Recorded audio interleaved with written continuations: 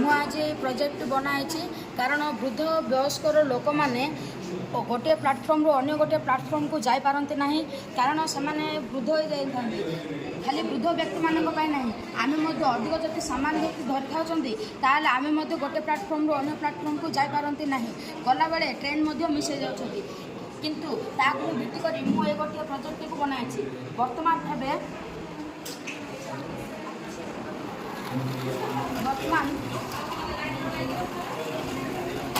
ବ୍ରିଜଟି ବାହାରିଲା, train आसूची signal train आसूची signal मिलला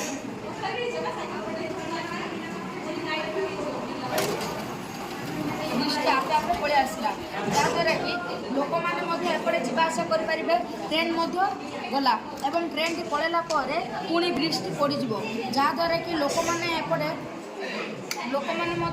जावासा करें।